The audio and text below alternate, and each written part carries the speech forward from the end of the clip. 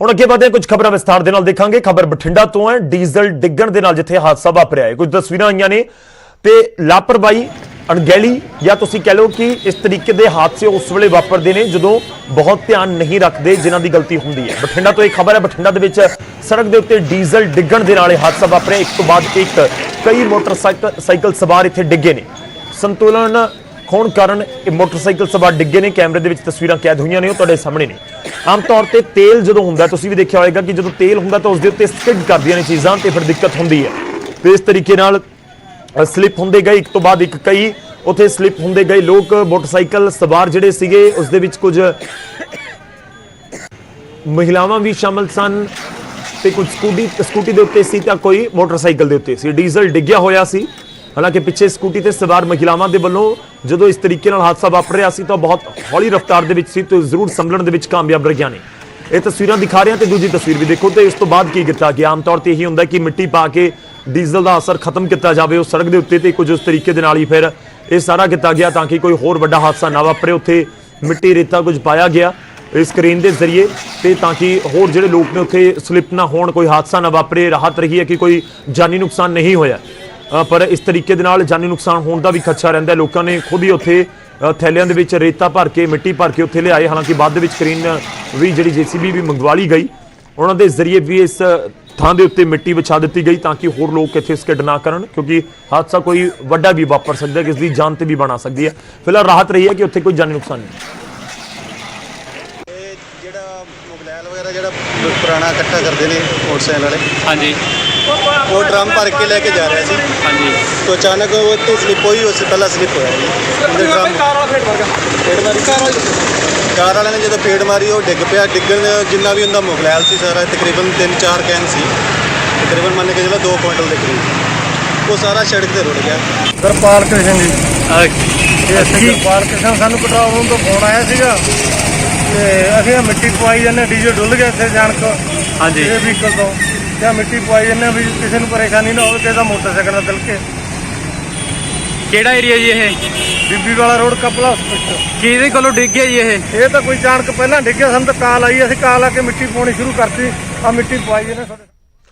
ਹੁਣ ਅੱਗੇ ਵਧਦੇ ਹਾਂ, ਖਬਰ ਲਵਾਂਗੇ ਅੰਮ੍ਰਿਤਸਰ ਤੋਂ। ਅੰਮ੍ਰਿਤਸਰ ਦੀ ਗੁਰੂ ਨਾਨਕ ਦੇਵ ਯੂਨੀਵਰਸਿਟੀ ਦੇ ਵਿੱਚ ਹੰਗਾਮਾ ਹੋਇਆ। ਯੂਨੀਵਰਸਿਟੀ ਦੇ ਵਿੱਚ ਕਮਰਾ ਨਾ ਮਿਲਣ ਦੇ ਉੱਤੇ ਵਿਦਿਆਰਥੀਆਂ ਨੇ ਜੰਮ ਕੇ ਹੰਗਾਮਾ ਕੀਤਾ ਤੇ ਕਿਹਾ ਕਿ ਅਸੀਂ ਬਾਹਰ ਤੋਂ ਪੜ੍ਹਾਈ ਕਰਨ ਆਏ ਹਾਂ, ਸਾਨੂੰ ਹੋਸਟਲ ਦੇ ਵਿੱਚ ਕਮਰਾ ਨਹੀਂ ਦਿੱਤਾ ਜਾ ਰਿਹਾ। ਇਹ ਵਿਦਿਆਰਥੀਆਂ ਨੇ ਇਲਜ਼ਾਮ ਲਗਾਏ ਨੇ। 1 ਤਰੀਕ ਨੂੰ ਪੇਪਰ ਹੈ ਪਰ ਰਹਿਣ ਦੇ ਲਈ ਕੋਈ ਇੰਤਜ਼ਾਮ ਨਹੀਂ ਹੈ, ਇਹ ਵੀ ਵਿਦਿਆਰਥੀਆਂ ਦੇ ਵੱਲੋਂ ਇਲਜ਼ਾਮ ਲਗਾਏ ਗਏ। ਤੇ ਉਸ ਤੋਂ ਬਾਅਦ ਉੱਥੇ ਸਥਿਤੀ ਤਣਾਅਪੂਰਨ ਹੋਈ, ਹੰਗਾਮਾ ਹੁੰਦਾ ਹੋਇਆ ਨਜ਼ਰ ਆਇਆ। ਪੁਲਿਸ ਵੀ ਮੌਕੇ ਦੇ ਉੱਤੇ ਪਹੁੰਚ ਗਈ ਤੇ ਜਿਹੜੇ ਯੂਨੀਵਰਸਿਟੀ ਦੇ ਉੱਥੇ ਅਧਿਕਾਰੀ ਨੇ ਸੰਬੰਧਿਤ, ਉਹਨਾਂ ਦੇ ਨਾਲ ਵੀ ਗੱਲਬਾਤ ਕਰਨ ਦੀ ਕੋਸ਼ਿਸ਼ ਕੀਤੀ ਗਈ ਹੈ। ਦਰਅਸਲ ਜਿਹੜੇ ਵਿਦਿਆਰਥੀ ਸਟੂਡੈਂਟਸ ਉੱਥੇ ਪਹੁੰਚੇ ਹੋਏ ਨੇ ਉਸ ਦੇ ਵਿੱਚ ਕੁੜੀਆਂ ਵੀ ਨਜ਼ਰ ਆ ਰਹੀਆਂ ਨੇ, ਮੁੰਡੇ ਵੀ ਨਜ਼ਰ ਆ ਰਹੇ ਨੇ। ਤਾਂ ਉਹਨਾਂ ਦੇ ਵੱਲੋਂ ਇਹ ਤਰਕ ਦਿੱਤਾ ਜਾ ਰਿਹਾ ਕਿ 1 ਤਰੀਕ ਨੂੰ ਪੇਪਰ ਰੱਖ ਲਿਆ ਗਿਆ ਪਰ ਹੋਸਟਲ ਦੇ ਵਿੱਚ, ਕਿਉਂਕਿ ਅਸੀਂ ਬਾਹਰ ਤੋਂ ਆਏ ਹੋਏ ਹਾਂ, ਹੋਸਟਲ ਸਾਡੇ ਲਈ ਹੈ ਪਰ ਉੱਥੇ ਹੋਸਟਲ ਦੇ ਵਿੱਚ ਥਾਂ ਨਹੀਂ ਸਾਨੂੰ ਮਿਲ ਰਹੀ ਰਹਿਣ ਦੇ ਲਈ। ਤਾਂ ਜੇਕਰ 1 ਤਰੀਕ ਨੂੰ ਐਗਜ਼ਾਮ ਹੈ, ਸਾਨੂੰ ਥਾਂ ਰਹਿਣ ਦੇ ਲਈ ਨਹੀਂ ਮਿਲ ਰਹੀ ਤਾਂ ਫਿਰ ਉਹ ਪੇਪਰ ਦੀ ਤਿਆਰੀ ਕਿਵੇਂ ਕਰਨ? यूनिवर्सिटी ने फस्ट वीक एग्जाम रखा जनवरी के फस्ट वीक यूनिवर्सिटी एग्जाम लैन तो कह रही है पर यूनिवर्सिटी स्टूडेंट कित्थे रहन होस्टल च, ਉਹਦਾ इंतजाम यूनिवर्सिटी का कोई प्रपोजल नहीं है। वो सिर्फ ये कह रहे ਅਸੀਂ 600 स्टूडेंट ਨੂੰ ਲੜਕੀਆਂ ਨੂੰ ਹੋਸਟਲ ਦੇ ਸਕਦੇ ਆ, ਅਸੀਂ ਬਾਕੀਆਂ ਨੂੰ ਨਹੀਂ ਦੇ ਸਕਦੇ। ਵੀ ਉਹ ਤੁਹਾਡੀ ਰਿਸਪੌਂਸਿਬਿਲਟੀ ਹੈ, ਤੁਸੀਂ ਜਿੱਥੇ ਮਰਜ਼ੀ ਰਹੋ। ਯੂਨੀਵਰਸਿਟੀ ਇਸ ਜ਼ਿੰਮੇਵਾਰੀ ਤੋਂ ਭੱਜ ਰਹੀ ਹੈ ਵੀ ਸਟੂਡੈਂਟ ਕਿੱਥੇ ਰੱਖੇ ਜਾਣ, ਕਿੱਥੇ ਸੰਭੇ ਜਾਣ, ਜਦ ਕਿ ਕੋਵਿਡ ਪੈਂਡੈਮਿਕ ਚੱਲ ਰਿਹਾ ਵਾ। ਅੱਜ ਸਾਡੀ ਸਵੇਰ ਤੋਂ 3 ਵਾਰ DSW ਨਾਲ ਮੀਟਿੰਗ ਹੋ ਚੁੱਕੀ ਆ, ਡੀਨ ਅਕੈਡਮਿਕ ਨੂੰ ਮਿਲੇ। ਜਿਹੜੇ ਪੇਪਰ ਸ਼ੁਰੂ ਹੋ ਰਹੇ ਨੇ ਵਿਦਿਆਰਥੀਆਂ ਦੇ 1 ਜਨਵਰੀ ਤੋਂ, ਤੇ ਹੋਸਟਲ ਅਲਾਟ ਹੋ ਰਿਹਾ ਸਟੂਡੈਂਟਸ ਨੂੰ। ਤੀਜੀ ਲਿਸਟ ਆਈ ਆ ਉਹਦੀ, ਤੇ ਬਹੁਤ ਸਾਰੇ ਸਟੂਡੈਂਟ ਇਹੋ ਜਿਹੇ ਨੇ ਜਿਹੜੇ ਆਊਟ ਆਫ ਮਤਲਬ ਦੂਜੀ ਸਟੇਟਸ ਦੇ ਨੇ, ਜਿਵੇਂ ਜੰਮੂ ਦੇ ਨੇ। 249 ਕਿਲੋਮੀਟਰ ਉਹਨਾਂ ਦਾ ਰਸਤਾ ਪੈਂਦਾ ਹੈ। ਉਹਨਾਂ ਦੇ ਪੇਰੈਂਟਸ ਵੀ ਅੱਜ ਆਏ ਕਿਉਂਕਿ ਉਹਨਾਂ ਦਾ ਰਹਿਣ ਦਾ ਕਿਤੇ ਇੰਤਜ਼ਾਮ ਨਹੀਂ ਹੋਇਆ ਹੈਗਾ। ਜੇ ਰਹਿਣ ਦਾ ਇੰਤਜ਼ਾਮ ਨਹੀਂ ਹੁੰਦਾ ਫਿਰ ਉਹਨਾਂ ਨੂੰ ਪੇਪਰ ਦੇਣੇ ਔਖੇ ਹੋਣਗੇ। ਇੱਥੇ ਰੁਕਨੇ ਇੱਕ ਛੋਟੀ ਜਿਹੀ ਬ੍ਰੇਕ ਦੇ ਲਈ। ਬ੍ਰੇਕ ਤੋਂ ਬਾਅਦ ਕੁਝ ਹੋਰ ਖਬਰਾਂ। ਜਲੰਧਰ ਦੇ ਵਿੱਚ ਆਪਸੀ ਰੰਜਿਸ਼ ਨੇ ਭਿਆਨਕ ਰੂਪ ਧਾਰਨ ਕਰ ਲਿਆ। ਖੜੀ ਕਾਰ ਨੂੰ ਅੱਗ ਦੇ ਹਵਾਲੇ ਕਰ ਦਿੱਤਾ ਗਿਆ। ਕੁਝ ਤਸਵੀਰਾਂ ਸਾਹਮਣੇ ਆਈਆਂ ਨੇ ਜਲੰਧਰ ਤੋਂ, ਤੁਹਾਨੂੰ ਦਿਖਾਣੇ ਆ। 2 ਨੌਜਵਾਨਾਂ ਨੇ ਵਾਰਦਾਤ ਨੂੰ ਅੰਜਾਮ ਦਿੱਤਾ ਜਿਨ੍ਹਾਂ ਦੇ ਉੱਤੇ ਇਲਜ਼ਾਮ ਨੇ ਦੇਰ ਰਾਤ ਐਕਟਿਵਾ ਦੇ ਉੱਤੇ ਸਵਾਰ ਹੋ ਕੇ ਆਏ ਸਨ ਇਹ ਮੁਲਜ਼ਮ। ਪੂਰੀ ਵਾਰਦਾਤ CCTV ਦੇ ਵਿੱਚ ਕੈਦ ਹੋ ਗਈ ਤੇ ਕਿਸ ਤਰੀਕੇ ਨਾਲ ਇਸ ਵਾਰਦਾਤ ਨੂੰ ਅੰਜਾਮ ਦਿੱਤਾ ਗਿਆ ਉਹ ਤਸਵੀਰਾਂ ਦੇ ਵਿੱਚ ਸਭ ਕੁਝ ਕੈਦ ਹੋਇਆ। ਖੜੀ ਕਾਰ ਨੂੰ ਅੱਗ ਦੇ ਹਵਾਲੇ ਕਰ ਦਿੱਤਾ ਗਿਆ। ਆਪਸੀ ਰੰਜਿਸ਼ ਦਾ ਇਹ ਪੂਰਾ ਮਾਮਲਾ ਦੱਸਿਆ ਜਾ ਰਿਹਾ। ਹੁਣ ਅਗਲੀ ਖਬਰ ਹਰਿਆਣਾ ਦੇ ਕਰਨਾਲ ਤੋਂ, ਜਿੱਥੇ ਲੁਟੇਰਿਆਂ ਦੇ ਵੱਲੋਂ ਇੱਕ ਵਪਾਰੀ ਨੂੰ ਆਪਣਾ ਨਿਸ਼ਾਨਾ ਬਣਾਇਆ ਗਿਆ, ਜੋ ਗਨ ਪੁਆਇੰਟ ਤੇ ਲੁੱਟ ਕਰਕੇ ਹਜ਼ਾਰਾਂ ਰੁਪਏ ਲੁੱਟ ਕੇ ਫਰਾਰ ਹੋ ਗਏ।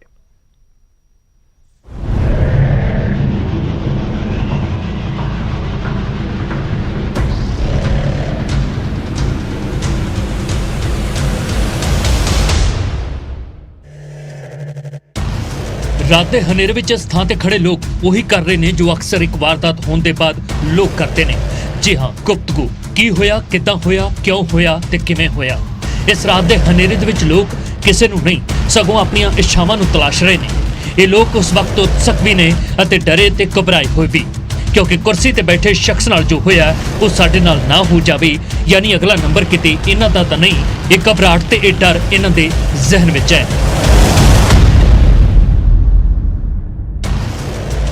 ਇੱਕ ਸ਼ਿਕਾਇਤ ਇਸ ਲਈ ਵੀ ਕਿਉਂਕਿ ਹਰਿਆਣਾ ਵਿੱਚ ਇੱਕ ਹੋਰ ਵਾਰਦਾਤ ਹੋ ਗਈ ਤੇ ਵਾਰਦਾਤ ਲੁੱਟ ਦੀ ਗਨ ਪੁਆਇੰਟ ਤੇ ਹੋਈ ਹੈ। ਵਿਖਾਉਂਦੇ ਹਾਂ, ਦੱਸਦੇ ਹਾਂ ਕਿਵੇਂ ਤੇ ਕਿੱਥੇ।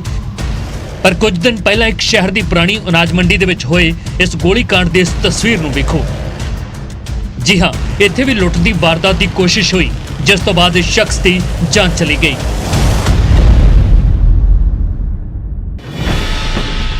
ਕਹਾਣੀ ਸਿਰਫ ਇਹਨਾਂ ਦੋ ਸ਼ਹਿਰਾਂ ਤੱਕ ਨਹੀਂ ਹੈ, ਹਰਿਆਣਾ ਦੇ ਕਈ ਸ਼ਹਿਰਾਂ ਦੀ ਹੈ, ਜਿੱਥੇ ਦਿਨ ਬ ਦਿਨ ਲੋਕ ਸਹਿਮ ਅਤੇ ਖੌਫ ਤੇ ਡਰ ਦੇ ਮਾਹੌਲ ਵਿੱਚ ਜੀ ਰਹੇ ਨੇ। ਫਿਲਹਾਲ ਗੱਲ ਕਰਦੇ ਹਾਂ ਇਸ ਤਾਜ਼ਾ ਮਾਮਲੇ ਦੀ। ਤਾਜ਼ਾ ਮਾਮਲਾ ਯਾਨੀ ਕਿ ਤਾਜੀ ਲੁੱਟ ਇਸ ਵਾਰ ਹੋਈ ਹੈ ਕਰਨਾਲ ਵਿੱਚ ਅਤੇ ਸ਼ਿਕਾਰ ਬਣਿਆ ਰਾਮ ਨਿਵਾਸ ਗੋਇਲ ਨਾਂ ਦਾ ਇਸ ਸ਼ਖਸ, ਜਿਸ ਤੋਂ ਗਨ ਪੁਆਇੰਟ ਤੇ ਹਜ਼ਾਰਾਂ ਰੁਪਏ ਲੁੱਟ ਕੇ ਬਦਮਾਸ਼ ਫਰਾਰ ਹੋ ਗਏ।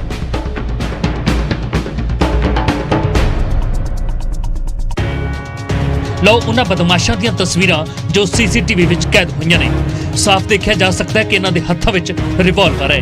ਬਸ ਇਸੇ ਰਿਵਾਲਵਰ ਦੀ ਨੋਕ ਤੇ ਇਹ ਬਦਮਾਸ਼ ਆਪਣੇ ਮਨਸੂਬਿਆਂ ਨੂੰ ਅੰਜਾਮ ਦਿੰਦੇ ਨੇ ਅਤੇ ਦੂਜੇ ਦੇ ਪੱਲੇ ਪਾ ਜਾਂਦੇ ਨੇ ਦਹਿਸ਼ਤ ਤੇ ਖੌਫ। ਸੀਸੀਟੀਵੀ ਵਿੱਚ ਕੈਦ ਇਹਨਾਂ ਤਸਵੀਰਾਂ ਨੇ ਦੱਸਿਆ ਕਿ ਇਸ ਥਾਂ ਤੇ ਉਸ ਵਕਤ ਕਿੰਨਾ ਖੌਫ ਹੋਵੇਗਾ ਜਦੋਂ ਇਹ ਬਦਮਾਸ਼ ਲੁੱਟ ਦੀ ਵਾਰਦਾਤ ਨੂੰ ਅੰਜਾਮ ਦੇਣ ਦੇ ਲਈ ਆਏ ਹੋਣਗੇ।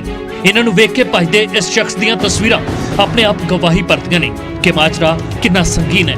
ਜਿਸ ਆੜਤੀ ਦੇ ਨਾਲ ਇਹ ਵਾਰਦਾਤ ਹੋਈ ਹੈ ਉਸ ਨੂੰ ਸੁਣਾ ਦਿੰਦੇ ਹਾਂ ਉਸ ਡਰਾਵਨੀ ਘੜੀ आखिर मंजर की सी। हम मंडी के दो आदमी बैठे थे, आपस में बातचीत कर रहे थे। इतने में दो आदमी आया रिवाल्वर की नोक पर बोले जो कुछ है रख दो यहाँ। रेड कलर का इधर आया, एक आदमी तो जोरी की चाबी का धक्का करने लग गया, एक आदमी वो मैंने काबू कर लिया। दोनों रिवाल्वर दूसरे आदमी पर वो दिखाएगा, बोल मैं चलाऊं। दूसरे आदमी ने सामने करके छुटवा दिया। छुटवा गए 15,000 रुपये दे दोनों बदल लेकर अपना बैठ। सो गोयल साहब ने कोशिश ਤਾਂ ਲੱਖ ਕੀਤੀ, ਇਸ ਉਮਰੇ ਵੀ ਆਪਣੀ ਜਾਬਾਜ਼ੀ ਦਿਖਾਈ, ਪਰ ਬਦਮਾਸ਼ਾਂ ਦੇ ਕੋਲ ਰਿਵਾਲਵਰ ਸੀ ਜਿਸ ਤੇ ਚੱਲਦੇ ਉਹ ਲੁੱਟ ਦੀ ਵਾਰਦਾਤ ਨੂੰ ਅੰਜਾਮ ਦੇ ਕੇ ਚਲੇ ਗਏ। ਖੈਰ ਮਾਮਲਾ ਅਜਿਹੀਆਂ ਲੁੱਟਾਂ ਦਾ ਪੁਲਿਸ ਕੋਲ ਪਹੁੰਚ ਚੁੱਕਿਆ ਹੈ ਅਤੇ ਪੁਲਿਸ ਹਮੇਸ਼ਾ ਵਾਂਗ ਕਾਰਵਾਈ ਦੀ ਗੱਲ ਆਖ ਰਹੀ ਹੈ। ਸੀਸੀਟੀਵੀ ਦੀ ਮਦਦ ਲੈ ਰਹੀ ਹੈ। ਮੁਲਜ਼ਮ ਕਦੋਂ ਫੜੇ ਜਾਣਗੇ ਕੁਝ ਕਿਹਾ ਨਹੀਂ ਜਾ ਸਕਦਾ।